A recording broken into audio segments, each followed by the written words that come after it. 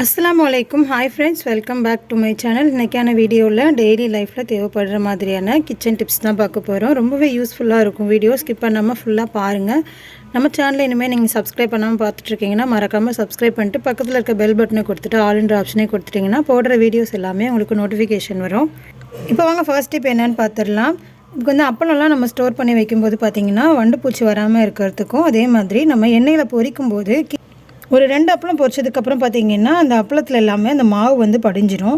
அது திருப்பி நம்ம அந்த எண்ணெயை வந்து ரீயூஸ் பண்ணவும் முடியாது. அதுக்கு இந்த டிப்பை ஃபாலோ பண்ணிங்க அப்படின்னா உங்களுக்கு வந்து எண்ணெய் வந்து க்ளீனாகவே இருக்கும். அதுக்கு ஃபஸ்ட்டு நம்ம அப்பளம் வாங்கிட்டு வந்த உடனே அது கட்டியிருப்பாங்க இல்லையா, அதை எடுத்து பிரிச்சுட்டு இந்த மாதிரி ஒரு அகலமான பிளேட்டில் போட்டுட்டு ஒரு கிளாத் வச்சு அதை தொடச்சி எடுத்துருங்க. ஒவ்வொரு அப்பளத்துலேயுமே இந்த மாவு வந்து இருக்கும். அந்த மாவை வந்து நம்ம தொடச்சி எடுத்துட்டு அதுக்கப்புறமா அப்பளம் பொரிக்கும் போது பார்த்திங்கன்னா அப்பளத்தில் எதுவுமே ஒட்டாது. இந்த மாவுலாம் இல்லாமல் எண்ணெயுமே நல்லா க்ளீனாக இருக்கும். நம்ம திருப்பி ரீயூஸ் பண்ணுறதுக்கும் யூஸ்ஃபுல்லாக இருக்கும். அது மட்டும் இல்லாமல் நம்ம இந்த மாதிரி மாவை வந்து நல்லா தொடச்சிட்டு அதுக்கப்புறமா ஸ்டோர் பண்ணி வைக்கும்போது வண்டுப்பூச்சியுமே சீக்கிரமாக வராது. இது நல்லா எல்லா அப்பளத்துலேயுமே அந்த மாவை நல்லா தொடச்சி எடுத்ததுக்கப்புறமா நீங்கள் எந்த கண்டெய்னரில் ஸ்டோர் பண்ணுறீங்களோ அதில் கொஞ்சமாக அரிசி சேர்த்துட்டு அப்புறமா நம்ம க்ளோஸ் பண்ணி வச்சிட்டோம் அப்படின்னா அந்த கிறிஸ்பினஸ் வந்து அப்படியே இருக்கும். நம்ம ஓப்பன் பண்ணிவிட்டு அப்படியே வைக்கும்போது பார்த்திங்கன்னா சில நேரத்தில் நமத்து போன மாதிரி ஆகிடும் அப்பளம். அதை தவிர்க்கிறதுக்கு இந்த மாதிரி அரிசி போட்டு வச்சுக்கிட்டிங்க அப்படின்னா நல்லா கிறிஸ்பியாகவே இருக்கும் நம்ம எப்போ எடுத்து பொரிச்சாலும். இந்த டிப் பார்த்திங்கன்னா அப்பளத்துக்கு மட்டும் இல்லாமல் நம்ம வடகம் அதே மாதிரி பிஸ்கெட்லாம் நம்ம ஸ்டோர் பண்ணும்போது நம்ம யூஸ் பண்ணிவிட்டு மிச்சம் வைக்கிறோம் அப்படின்னா இந்த மாதிரி ஒரு கண்டெய்னரில் போட்டுட்டு கொஞ்சமாக அரிசி மேலே தூவிட்டு அப்புறமா வச்சுட்டிங்க அப்படின்னா நல்லா கிறிஸ்பியாகவே இருக்கும் நமத்து போகாமல். ட்ரை பண்ணி பாருங்கள். அடுத்த டிப் என்னென்னு பார்க்கலாம். நம்ம மண் பாத்திரம்லாம் வாங்கிட்டு வந்தோம் அப்படின்னா அது பழக்கிறது வந்து எப்படின்னு பார்க்கலாம். இதுக்கு ஃபஸ்ட்டு நம்ம வாங்கிட்டு வந்த உடனே நல்லா அகலமான பாத்திரத்தில் அந்த நம்ம வாங்கிட்டு வந்த சட்டி அப்புறம் வந்து நான் சொப்பு ஜாமான் வந்து வாங்கியிருந்தேன் அது எல்லாத்தையுமே அகலமான பாத்திரத்தில் தண்ணி சேர்த்துட்டு நல்லா அது ஃபுல்லாக மூழ்கிற அளவுக்கு உள்ளே வச்சுருங்க. இந்த மாதிரி வச்சதுக்கப்புறம் அதில் பாருங்கள் பபிள்ஸ் வரும். அந்த மாதிரி அது உள்ளே போட்டதுக்கப்புறமா இந்த மாதிரி நல்லா பபிள்ஸ்லாம் வந்து அடங்கினதுக்கப்புறமா அதோட அழுக்கு எல்லாமே நல்லா வெளியில் வந்துடும். அதுக்கப்புறமா நம்ம என்ன பண்ணணும்னு பார்க்கலாம். நான் இதே மாதிரியே இந்த மண் சட்டி வந்து குழம்பு சட்டியுமே நான் ஊற வச்சுருக்கேன். இது 1 மணி நேரம் நல்லா ஊறினதுக்கப்புறமா 2 நாள் வந்து கஞ்சி தண்ணி நம்ம சோறு வடித்த தண்ணியும் சேர்த்துக்கலாம். அதே மாதிரி அரிசி கழுவின தண்ணி இது வந்து 2யுமே சேர்த்துட்டு கொஞ்சமாக தண்ணியும் சேர்த்து அது ஃபுல்லாக மண் சட்டி உள்ள ஃபுல்லாக இருக்க மாதிரி பார்த்துக்கோங்க. அந்த மாதிரி 2 நாள் நல்லா ஊறினதுக்கப்புறமா அதை கீழே ஊற்றிட்டு திருப்பி அதில் வந்து தண்ணி பிடிச்சி லோ ஃப்ளேமில் வச்சு அந்த தண்ணியை வந்து ஹீட் பண்ணிக்கோங்க. நான் இப்போ அதை தான் காமிச்சிட்ருக்கேன் உங்களுக்கு. 2 நாள் வந்து அரிசி கழுவின தண்ணி அப்புறம் வந்து சோறு வடித்த தண்ணி இதையும் சேர்த்து நான் ஊற வச்சுருந்தேன். அதுக்கப்புறமா இந்த ப்ராசஸ் வந்து நான் பண்ணிடுறேன். தண்ணி நல்லா ஒரு 10 நிமிஷத்தில் நல்லா கொதிச்சதுக்கப்புறமா அது நல்லா ஆறுனதுக்கப்புறமா கீழே ஊற்றிட்டு இப்போ நம்ம ஃபைனல் ப்ராசஸ் வந்து இதில் கொஞ்சமாக எண்ணெய் தடவி வச்சிடலாம். நம்ம ஃபஸ்ட்டு எந்த எண்ணெய் தடவுறோமோ அதோட ஸ்மெல் தான் இருக்கும் அப்படின்னு சொல்லுவாங்க. நான் வந்து இதில் கடலெண்ணெய் தான் ஃபஸ்ட்டு நான் இதில் சேர்த்துருக்கேன். ஃபஸ்ட்டு எண்ணெய் சேர்த்துட்டு ஃபுல்லாக சட்டி ஃபுல்லாகவே நல்லா தடவி விட்டுருங்க. தடவி விட்டதுக்கப்புறமா கொஞ்சம் நேரத்துலேயே அது வந்து நல்லா உறிஞ்சிடும் எண்ணெயெல்லாம். அதுக்கப்புறமா நம்ம இதில் ஃபஸ்ட்டு வந்து முட்டை வேக வைக்கிறது, உருளைக்கிழங்கு வேக வைக்கிறது இந்த மாதிரியான இதெல்லாம் பண்ணதுக்கப்புறமா நம்ம வந்து தாளிக்க ஸ்டார்ட் பண்ணிக்கலாம். இந்த சட்டிங்கெல்லாம் பார்த்திங்கன்னா ரெட்டை சூளை சட்டி அப்படின்னு சொன்னாங்க. அதனால நம்ம வந்து இந்தளவுக்கு ப்ராசஸ் பண்ணணும் அவசியம் இல்லை. நம்ம கஞ்சி தண்ணி மட்டும் 2 நாள் ஊற்றி வச்சுட்டு நீங்கள் வந்து தாளிக்க ஆரம்பிக்கலாம் அப்படி சொன்னாங்க. கருப்பு சட்டியுமே அதே மாதிரி தான். எனக்கு வந்து கடைக்காரங்க சொன்னதுன்னா உங்கள்கிட்ட அப்படி சொல்கிறேன். ரெட்டை சூளை சட்டியாக இருந்துச்சு அப்படின்னா இந்தளவுக்கு நம்ம ப்ராசஸ் பண்ணணும் அவசியம் இல்லை. நம்ம தண்ணி இந்த மாதிரி ரெட்டை சூளை சட்டிங்க அப்படின்னா நம்ம வந்து ஒரு 10 நாளைக்கு வந்து குழம்பை வந்து தாளிக்காமல் கூட்டி மட்டும் வைக்கிறதுக்கு யூஸ் பண்ணிக்கலாம். அதுக்கப்புறமா நம்ம தாளிக்க ஆரம்பிக்கலாம்.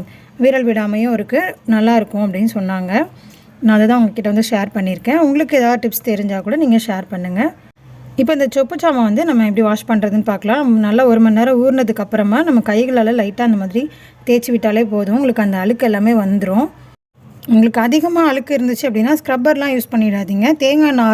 சும்மா தேங்காய் நாரை வச்சு தேய்ச்சாலே போதும், அழுக்கு எல்லாமே ரிமூவ் ஆகிடும். இப்போ இந்த தண்ணியில் வாஷ் பண்ணதுக்கப்புறமா நம்ம சொப்பு ஜாமானெல்லாம் அடுக்கி வச்சுட்டு சோறு வடித்த தண்ணி வந்து நான் சேர்த்துருக்கேன். இது கூடவே நீங்கள் அரிசி கழுவின தண்ணியும் சேர்த்துக்கலாம். 2யுமே சேர்த்துட்டு தேவையான அளவுக்கு தண்ணியுமே சேர்த்துக்கலாம். அது ஃபுல்லாக மூழ்கிற அளவுக்கு நமக்கு தண்ணியுமே மிக்ஸ் பண்ணிவிட்டு சேர்த்துக்கலாம்.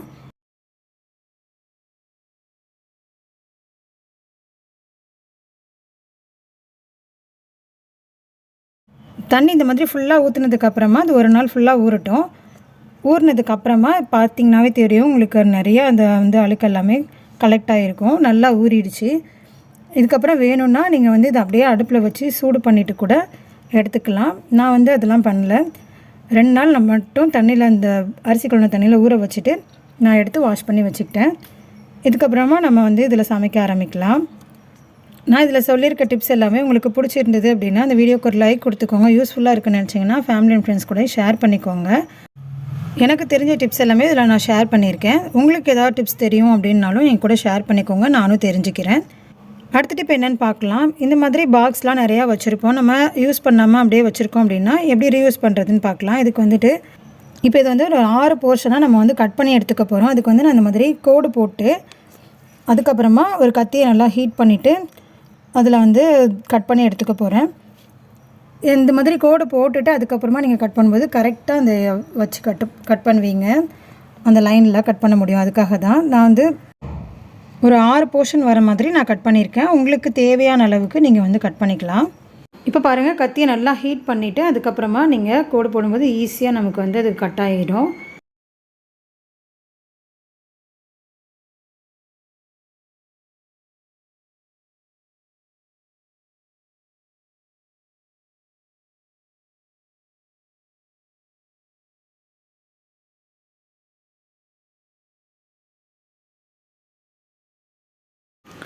இப்போ பாருங்கள், இதே மாதிரி நம்ம எல்லா போர்ஷனுமே கட் பண்ணி எடுத்துகிட்டு வந்துடலாம். நான் கட் பண்ணிட்டேன். 6 போர்ஷன் நம்ம கட் பண்ணியிருக்கோம். இதை நம்ம நிறைய விஷயத்துக்கு யூஸ் பண்ணிக்கலாம். நான் இன்றைக்கி சின்ன சின்ன பிளேட்ஸ்லாம் அரேஞ்ச் பண்ணுறதுக்கு இது யூஸ் பண்ண போகிறேன். இந்த மாதிரி சின்ன சின்ன பிளேட்ஸ்லாம் நம்ம டக்குன்னு எடுக்கிறதுக்கு இது ரொம்பவே யூஸ்ஃபுல்லாக இருக்கும். நம்ம கிச்சன் கவுண்டர் டாப் பக்கத்துலேயே வச்சுக்கலாம். இந்த மாதிரி பிளேட்டுக்கு மட்டும் இல்லாமல் மசாலா பேக்கெட்ஸ் கூட நம்ம இதில் ஸ்டோர் பண்ணி வச்சுக்கலாம். இந்த மாதிரி பிரிச்சுட்டு நம்ம கிளிப் போட்டு வைப்போம் இல்லையா, அந்த மாதிரி மசாலா பேக்கெட்ஸ் எல்லாமே கூட இதில் அரேஞ்ச் பண்ணிவிட்டு வச்சுக்கலாம். இல்லை காஃபி தூள் கூட வச்சு அரேஞ்ச் பண்ணிட்டு நம்ம இந்த மாதிரி ஈஸியாக எடுக்கிறதுக்குமே யூஸ்ஃபுல்லாக இருக்கும். நம்ம ஸ்டவ் பக்கத்துலேயே கூட வச்சுக்கலாம்.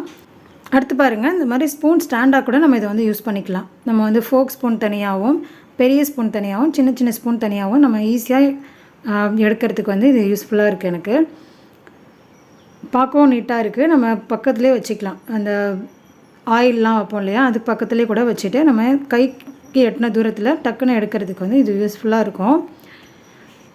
இந்த டிப் பிடிச்சிருந்ததுன்னா இந்த வீடியோக்கு ஒரு லைக் கொடுத்துக்கோங்க. நீங்களும் ட்ரை பண்ணி பாருங்கள். உங்களுக்கு எப்படி ஒர்க் ஆச்சா இல்லையான்னு சொல்லிட்டு கமெண்ட்டில் சொல்லுங்கள். அடுத்த டிப் என்னென்னு பார்க்கலாம். ஒரு பவுல் எடுத்துக்கோங்க. அந்த பவுலில் ஒரு பேக்கெட் அளவுக்கு ஷாம்பு எடுத்துக்கலாம். நீங்கள் எந்த ஷாம்பு வேணாலும் எடுத்துக்கலாம்.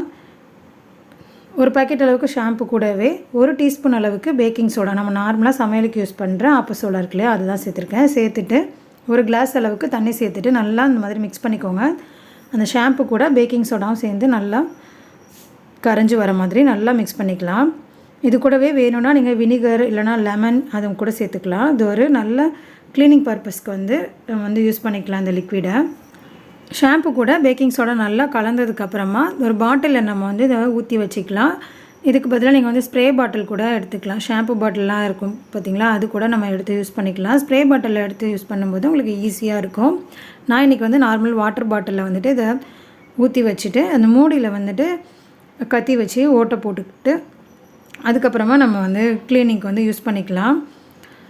இது எதுக்கெல்லாம் யூஸ் பண்ணலாம் அப்படின்னா, நம்ம டைல்ஸ் க்ளீன் பண்ணுறதுக்கு, அதே மாதிரி கிச்சன் கவுண்டர் டாப்பு, அடுப்பு ஸ்டவ் க்ளீன் பண்ணுறதுக்கு கூட நம்ம யூஸ் பண்ணிக்கலாம். அந்த எண்ணெய் பிசுக்கெல்லாம் நல்லா போயிடும். அதே மாதிரி பேக்கிங் சோடாவோட அந்த ஸ்மெல்லுக்கு கரப்பான் பூச்சி சின்ன சின்ன பூச்சிகள்லாம் வராமல் இருக்கும். இப்போ நான் தொடச்சி காட்டுறேன் பாருங்கள் எவ்வளோ க்ளீனாக இருக்குன்ட்டு.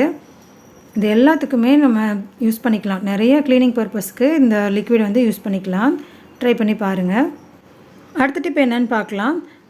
நான் இந்த மாதிரி ஒரு 4-5 கிராம்பு எடுத்திருக்கேன். இதை நம்ம ஒரு நூல் எடுத்து பூ கட்டுறோம் இல்லையா, அந்த மாதிரி கட்டிக்கலாம். இப்போ இந்த நூலில் இந்த கிராம்பை கட்டிக்க போகிறோம். இப்போ பாருங்கள், ஒரு கிராம்பு அதுக்கு கீழே ஒரு கிராம்பு இந்த மாதிரியும் வச்சு கட்டிக்கலாம். நீங்கள் ஒவ்வொரு கிராம்பாவும் சேர்த்து கூட கட்டிக்கலாம். ஒரு 5-6 கிராம்பு இந்த மாதிரி நீளமாக கட்டிட்டு அதுக்கப்புறமா நம்ம அரிசியில் போட்டு வச்சுக்கிட்டோம் அப்படின்னா வண்டு பூச்சிலாம் வராமல் இருக்கும். எதுக்கு இந்த மாதிரி கட்டிட்டு சேர்க்குறோம் அப்படின்னு பார்த்தீங்கன்னா, நம்ம அரிசி அள்ளும்போது நம்ம கிராம்பும் சேர்ந்து வரும். அந்த மாதிரி நூலில் கட்டி போட்டோம் அப்படின்னா நமக்கு ஈஸியாக எடுத்து போட்டுக்க முடியும். அதுக்காக தான் இதே மாதிரி நீங்கள் சர்க்கரையிலையுமே இந்த மாதிரி போட்டு வச்சுக்கலாம். நம்ம சர்க்கரை எடுக்கும்போது கிராம்பு வரும் இல்லையா, அதை தவிர்க்கிறதுக்கு இந்த டிப் வந்து ரொம்பவே யூஸ்ஃபுல்லாக இருக்கும். அரிசியில் சர்க்கரையில் மட்டும் இல்லாமல் கோதுமை மாவு, மைதா மாவு இந்த மாதிரி ஐட்டம்ஸில் கூட நம்ம கிராம்பு சேர்த்துக்கிட்டோம் அப்படின்னா அந்த ஸ்மெல்லுக்கு வந்துட்டு எறும்பு வந்து சீக்கிரமாக வராது. எறும்பு இருந்தாலுமே அது வந்து வெளியில் போயிடும். கண்டிப்பாக ட்ரை பண்ணி பாருங்கள். அடுத்த டிப் என்னென்னு பார்க்கலாம். நம்ம தோசை மாவு ரொம்ப புளிச்சு போயிடுச்சு அப்படின்னா நம்ம இந்த டிப்பை ஃபாலோ பண்ணி ஊற்றுனீங்க அப்படின்னா பாதி அளவுக்கு வந்து அந்த புளிப்புத்தன்மை வந்து நல்லா குறைஞ்சிடும். இதுக்கு வந்துட்டு நம்ம சுகர் தான் எடுத்திருக்கேன். ஒரு அரை டீஸ்பூன் அளவுக்கு சர்க்கரை எடுத்துகிட்டு மாவில் சேர்த்துக்கலாம். சேர்த்துட்டு நல்லா கலந்து விட்டுருங்க. அதுக்கப்புறமா நம்ம தோசை ஊற்றும் போது நல்லா கிறிஸ்பியாகவும் வரும். அதே மாதிரி பாதி அளவுக்கு அந்த புளிப்புத்தன்மை வந்து நல்லா குறைஞ்சும் இருக்கும். அரை டீஸ்பூன் மட்டும் சேர்த்துக்கோங்க போதும். உங்களுக்கு மாவோட குவான்டிட்டியை பொறுத்து நீங்கள் வந்து அதிகமாகவோ இல்லை குறைச்சோ சேர்த்துக்கலாம். நான் இந்த அளவுக்கு மாவுக்கு அரை டீஸ்பூன் அளவுக்கு சர்க்கரை சேர்த்துருக்கேன். இது கூடவே நீங்கள் ரவை கூட சேர்த்துக்கலாம். நான் வந்து ஜஸ்ட் ஒரு அரை ஸ்பூன் மட்டும் சேர்த்து காமிச்சிருக்கேன். ரொம்ப புளிப்பாக இருக்குது, குவான்டிட்டி கம்மியாக இருக்குது, அந்த டைமில் நம்ம ரவை வந்து கொஞ்சமாக சேர்த்துட்டு நல்லா ஊற வச்சுட்டு அதுக்கப்புறமா தோசை ஊற்றணும் அப்படின்னா நல்லா கிறிஸ்பியாக மொறுன்னு தோசை வரும். நான் இப்போ இந்த சர்க்கரை கூடயே ஒரு அரை டீஸ்பூன் அளவுக்கு ரவையும் சேர்த்துட்டு மிக்ஸ் பண்ணிக்கிறேன். இந்த மாதிரி ஊற்றும்போது பார்த்திங்கன்னா நமக்கு புளிப்பு நல்லா குறைஞ்சிருக்கும், தோசையும் நல்லா வரும். இந்த டிப் கண்டிப்பாக உங்களுக்கு யூஸ்ஃபுல்லாக இருக்கும். ட்ரை பண்ணி பாருங்கள். நம்ம சேனலில் ஏற்கனவே புளிச்ச மாவில் வந்து க்ளீனிங் டிப்ஸும் இருக்குது. அதே மாதிரி தோசை வந்து எப்படி சுடுறது, கடலைப்பருப்பு வெங்காயம்லாம் போட்டு புளிச்ச மாவில் ஊற்றுற தோசையும் ரெசிபியுமே இருக்குது. சேனலில் செக் பண்ணி பாருங்கள். இதே மாதிரி நிறைய டிப்ஸும் ரெசிபீஸும் நம்ம சேனலில் போட்டிருக்கோம். டிஸ்கிரிப்ஷன்லேயும் கார்ட்லேயும் லிங்க் கொடுக்குறேன். இந்த வீடியோ பிடிச்சிருந்தா அந்த வீடியோக்கு ஒரு லைக் கொடுத்துக்கோங்க. ஃபேமிலி அண்ட் ஃப்ரெண்ட்ஸ் கூடயும் ஷேர் பண்ணி விட்டுக்கோங்க. அதே மாதிரி மறக்காமல் சப்ஸ்கிரைப் பண்ணிட்டு பக்கத்தில் இருக்க பெல் பட்டனை கொடுத்துட்டு ஆல்ன்ற ஆப்ஷனை கொடுத்துட்டிங்கன்னா போடுற வீடியோஸ் எல்லாமே உங்களுக்கு நோட்டிஃபிகேஷன் வரும். இதே மாதிரி நிறைய டிப்ஸும் ரெசிபீஸும் நம்ம சேனலில் இருக்குது. செக் பண்ணி பாருங்கள். தேங்க்ஸ் ஃபார் வாட்சிங்.